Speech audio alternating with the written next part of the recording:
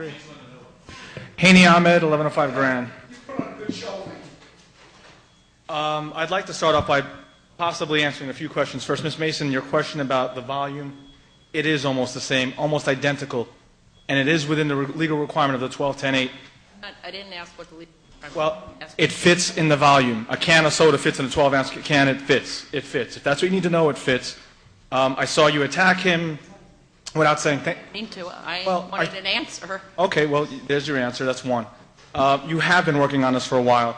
And to say that, to watch Mr. Newman come up here and say that the process, that they were along with it the whole way, is really a far stretch, and it's almost rewriting history in front of us right now. I was here for these meetings. I sat through your budget meetings. I watched you. I watched you make countless mistakes, forewarned you with no answer. You did it. The first RFP was set out in 17 days. You put a process out with no environmental, and you expected people to respond. You got, actually, the minimum bid at the time was $25 million. Excuse me, that was the administration, so don't look at us. Can I speak for the record, please? You go ahead. The administration, whoever, it happened on your watch. You're right. And nonetheless, you had a $25 million minimum bid, which was not met. Yet you voted on it, Ms. Castellano, and Mr. Russo, you both voted for it. Whatever. Bygones are bygones. It didn't pass. It didn't meet the minimum requirement. It's gone. You went to round 2. That didn't go so well. NDK did make proposals. They made 3 proposals, and all 3 did not have hotels. 1 did. And if you read it correctly, it's in black and white, and you should have brought it with you maybe. It said alternate proposals. It said alternate proposals according to the master plan, which did have hotels in it. I read it. Maybe you guys never looked at the master plan, but I read it. And you guys, you had it written and drawn out by a private firm. Cost $300 grand. It did nothing for us. It's sitting on a desk somewhere upstairs. But to get to this process, and to say that they didn't bid is a far stretch, considering they sent it in on time. And how would you expect somebody to bid if you limit the bid? So let me get this straight. Oh, you could bid, but you could only bid $25 million. But if you bid $30 million, we're going to throw your bid out because that's just too much money for the taxpayers to absorb. You didn't bid. Excuse me, I think it was a bid and it was sent in on time. It did not conform to your RFP, but in the language of the world, if you get an offer, it's considered a bid. You may not like it, you may not like the people, and you may not like them pulling your car. It has nothing to do with that. It had nothing to do with what? That you don't like the process? That you don't like the amount of money? Which one is it? I'm not going to argue with you, but you did not bid this 3rd time. Okay, so what was it then? Just a hypothetical image? An offer. That's what it was. Oh, okay, so then let's agree on that. It was an offer. But it was an offer that wasn't even considered. That's the amazing part. No. I sat through your budget meetings, seeing you guys nickel and dime. Nickel and dime. Let's get rid of meatballs before the meeting. Let's get rid of the pencils and paper. Save $2 here. Throw $5 million out the window. It's only the fools back here that you call the taxpayer. That we have to sit here. I pay taxes. I pay a lot of taxes. But yet to sit here and have you guys sit here and shrug your shoulders, you threw out the other business without any regard.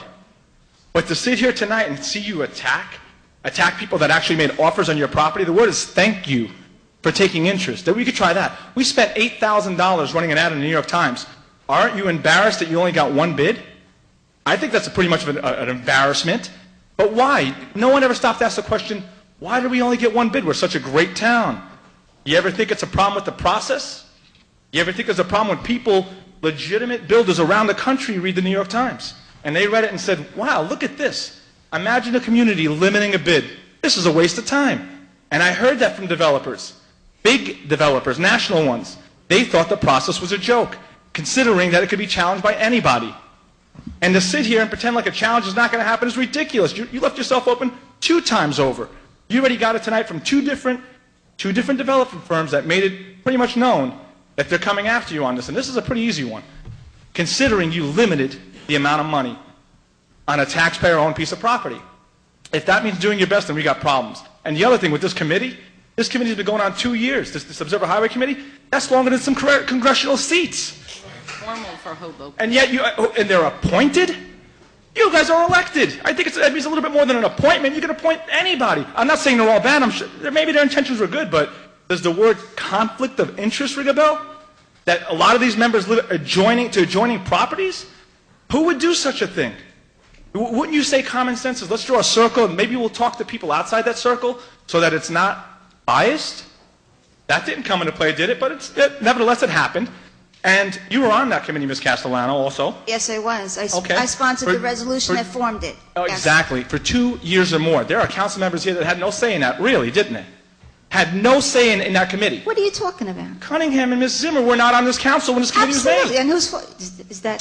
So 2 You're years... faulting me for that? So, no, what I'm saying is, shouldn't the committee at least reflect the immediate council? So, Okay, Mr. Hany. no, hold on a second. Someone just spoke to me behind me. No, it doesn't, Lane. Actually, since you got to sit on it for 2 years, I would think you'd have a problem with this. But there have been numerous people that said they want to sit on this committee. Ms. Mason always argues for openness, to include people in. When you have people that live in this neighborhood and in this citywide area and are saying, hey, we weren't even allowed to come sit in and listen to this committee. And I tried on 3 occasions. 3. Knocked on the door, sorry, not open. Knocked on the door, sorry, not open. A lot of people cry here in grandstand for open government, openness. How open is it if I can't attend? You like my tax check, you don't like my opinion? Maybe I should just go shut up and send the money in like all the rest of the fools back here and just let you go on this hiatus and this nonsense. The public has spoken. The public is telling you do better. Throw out this mess. If you need assistance, I agree, Fred's getting bombarded with stuff. So is Gordon Litwin, and they get hammered. They're forced to negotiate with the council, with the mayor, with a committee group. How are they supposed to come to some consensus? Cut them some slack. Or if not, hire an outside firm to do this. Cut them some slack. Let them do the other projects. And get an outside firm. The federal government, just by the way, for the cleanup that no one spoke about here, yeah, okay, there was a cleanup on 7th and Grand, 8th Grand on a corner called the Mercury site that no one's discussing tonight. The cleanup wasn't supposed to cost that much. Actually, it cost $22 million. I thought it would cost about $1 million or $2 million. They sold the property for $5 million. A net loss. You don't know what's under that earth. No one here does. If you do, speak up.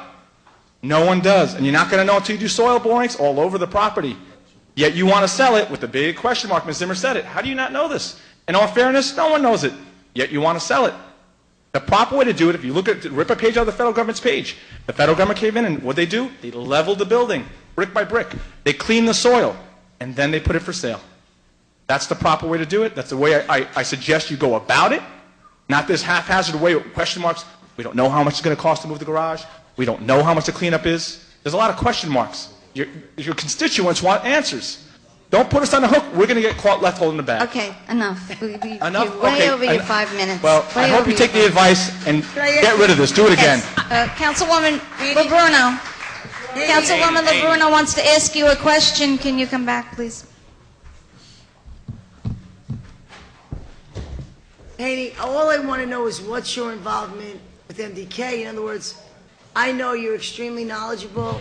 I had never met you until this process. I like you. You're very smart. What is your involvement with MDK? I was asked back in the first round when you almost took a bid that was considered unethical by many standards. And I had a few council members ask me, look, I feel uncomfortable taking this bid. It's below the minimum. And they asked if they should throw it out, but they asked me on the side, look, do you think we could do better? And I said, I think you can do better. I think you can find a legitimate bidder for over $25 million. I gave them my word. I brought 3. I was questioned by 3. I had one bail out because of the ethics in Hudson County, the stigma.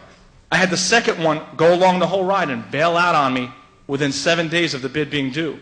MDK is the only one that stood in. And they stood in only to be embarrassed because the city didn't want to consider them. Everything I heard is actually coming to fruition. It's all happening in front of me. The corruption I heard about as a kid growing up, I don't know what's going on, but it just doesn't seem right.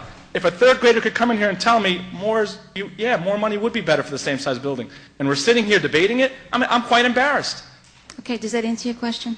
No, I'm sorry. Okay, no, there is no commission. No, there is no commission, even though others have come to the mic and alleged that with no factual knowledge. And I agreed to help you with no avail. Thank you.